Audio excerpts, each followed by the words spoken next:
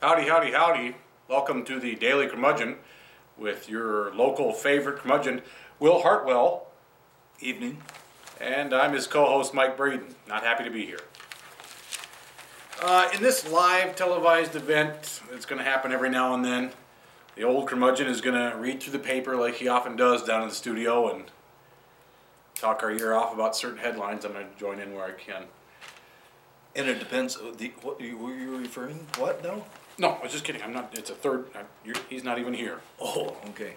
I was proposing that if it's a popular event, and you're welcome to call in and give us your opinion on whatever we see in the paper today. And if this becomes a popular event, maybe we could do it every week. Say on Thursday. That sounds great. Say at 6-ish. Mm-hmm. Personally, Sometime I was around. thinking 7-ish after supper. Before his bedtime. The number to call is 218-333-0733. When you do call in, if you start cursing or anything like that, we're just going to hang up, so there's no point in trying to be a funny guy. But if there's a topic that we touch on you want to speak on behalf of, go for it. We'll try to make it work. I'm sure there's no reason to curse. No. We're reading the local paper today, the Bemidji Pioneer. And Will, I think it'd be important to mention who the author of the article is whenever we go into any certain thing. Oh yeah? Yeah. Did you read anything of interest today?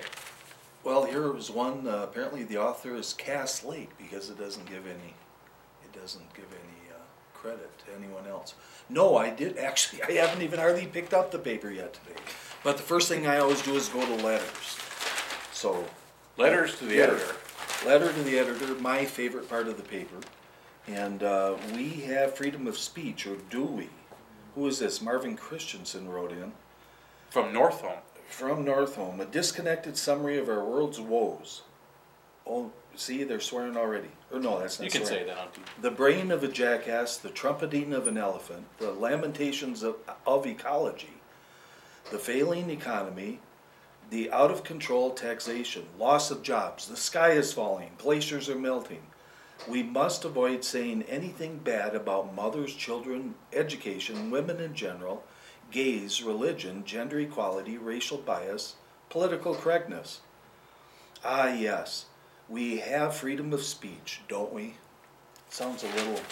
Is he being sarcastic? What I thought was very strange is he was saying that you're not supposed to mention any of those things, and he's mentioning all those things. Yeah. Maybe that's part of the joke. A disconnected summary of our world's woes. Well, Marvin, it's quite a letter there that we could mull over here for a while. So if you have any, if you can figure out what exactly Marvin was alluding to here. Are we televised in Northholm? I'm sure we are, sure. Marvin, you could call in if you'd like. Yeah, it sounds to me like he's angry and something has perturbed him. I would venture to guess, though, I don't want to be slanderous, that each one of those things that he mentioned, he has something bad to say about, or maybe he said something good. But still, the mentioning education, women in general, gays. He must not say anything bad about mothers. Well, what can you say bad about mothers? Right. That's very strange. Strange little... But education, there's people all the time criticizing our educational system. Women in general, gays, religion, gender equality. I do like the preface, though, a disconnected summary of our world's woes. Yeah. That it is, Marvin. Yep. That it is. I hear you, Marvin. So anyway, one letter today. It's sort of slight on the letters. Can we skip the obituaries? Actually, something caught my eye here, and my heart does go out to the family of Ruby Selmo, is in the paper today. And I knew her husband quite well. Orlo Selmo operated the Selmo's gas station in Solway, Minnesota, for years and years and years. And he was quite a character. I knew Orlo much more than I knew Ruby. I had met Ruby a few times, and my heart goes out to her family. She was 87 years old, lived a good long life, and apparently she passed away this week. But Orlo was known, my favorite memory of him, he would sit out, the gas station was right on Highway 2, and he would sit out with a inner tube around his neck with his hands up on the inner tube and in the blazing sun. And to my Orlo, I'm not sure if he wore overalls, but he was always dressed from head to toe. And he would be resting in the 90-degree sun, watching the traffic go by on Highway 2. And he would open, everyone said, in Solway, you could set your clock to Orlo. He would be at the station, I'm not sure if it was 6:30 or 7 in the morning, every morning, on the dot. He would pull up and you could set your clock to Orlo, and he would close on the dot. I forget exactly when he closed. And I was a young man when I moved up in the area, and as a lot of young people do, we're strapped for cash sometimes, and Orlo was the local bank. And he carried a wad in his pocket, as they say, what could choke a horse. He always had a big bundle with a rubber band around it. And I don't know if he had hundreds on the outside and all ones on the inside or what, but he had a big wad of cash there. And if you needed a tank of gas or anything, he would say, well, I'll tell you what do you need, 20 bucks, 30 bucks, I'll lend you the cash. And but I need something. He always requested something be left. So, as earnest, and I remember a neighbor of mine used to leave his hatchet. Every time he carried a hatchet with him in his truck. And he'd always leave his hatchet with Orlo. And Orlo would give him whatever he asked for, as long as he would come back and repay that money and get his hatchet. So anyway, he was quite a guy. Cooking. Can I ask one question? And Ruby put up with him for so many years, so The she inner was a tube. saint, I'm sure. The black inner tube, would he just do that because it was relaxing, a nice way to hold his head? I think he enjoyed it. He was, he was an auto mechanic, he was a station operator, he was there, he was dependable. I gotta try that. Yep.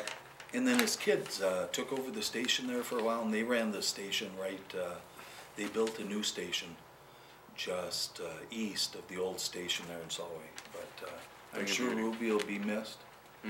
Had a lot of kids. So other than that, I got one for you. yeah. The Bemidjians take disrupted crews in stride. Oh yeah, yeah. I thought that was, one question. I haven't read the article yet myself, but was that the Here Today Gone to Maui thing or no? Was that separate? I have no idea who they went with. It sounded like they went with a group. Well, here I'll read a little bit. It seems surreal. This is a article by Pat Rawl, staff writer for the Pioneer. It seems surreal, the most often repeated word that evening, that we limped in the harbor in Sandakan town in North Borneo. Our ship, Borneo, I think. Borneo, that's what I said. Our ship, the Asmara Quest, I think that's Asmara. that's what I said. No, Asmara had suffered an engine room fire, leaving us adrift late last week in the South China Sea, less than a third of the way into a 17-day cruise.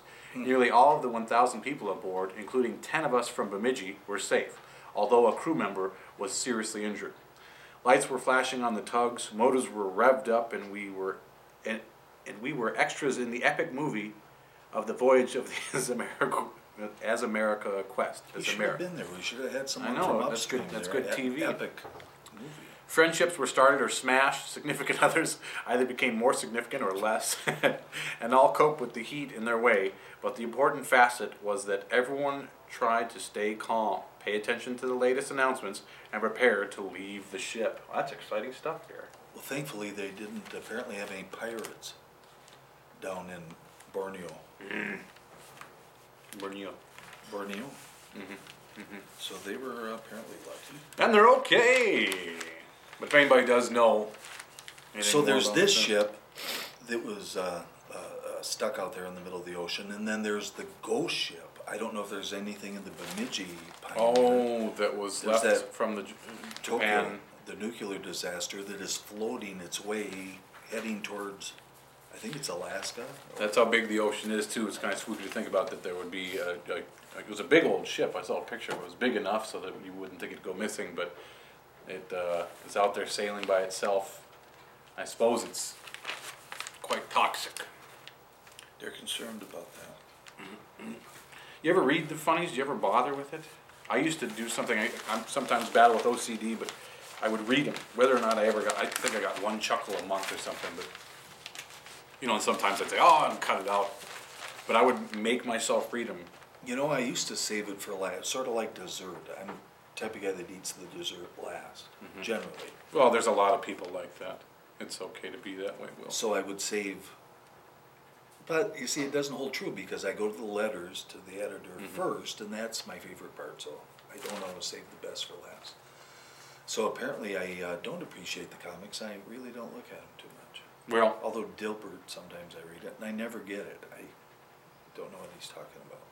you usually have the same characters, you know darn well what they're going to say, and it's, you know, let's hear them say something different yet the same over and over. Sometimes it can be depressing, but there are occasionally some funny ones.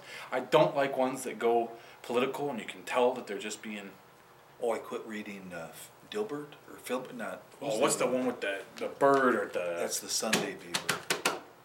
Anyway, I quit reading him. I mean, Shoe is good stuff. That's a good comic. But what was the one with he's a pelican, isn't he? Speaking of pelicans, I heard that the gray pelicans are coming back. And if any of you have seen any pelicans in our area, give us a call. Mike would be happy to hear about that, wouldn't you? Yep. There's nothing like listening to stories about gray pelicans, and you know my mind has been fixated on what's going on with the gray you were pelicans. talking about Shoe, but I think he is a pelican, wasn't he? Shoe, I thought was a duck. Maybe it was a crow. The yellow bill is all I remember, right? No, it's blue. But who was the guy? No, white. No. How could it be You know what? yellow? Sometimes it's called. Okay, but look, the duck, Mallard Fillmore. Is that what you were talking about? You stopped reading that? Mallard Yes, Fillmore? there you go. Yep, there you go. But anyway, Maybe somebody out there loves it, but here this strikes a little too close to home here. Oh, that's Dear Abby. I never read Dear Abby. let's hit it. No. Come on. 6 years of sobriety end in shock and uncertainty. So they'll let that go to teach you. If you quit drinking, it'll lead to shock. I'm trying to be a little more sober than I've been in the past, and it's not going to end in shock and uncertainty. Maybe it is.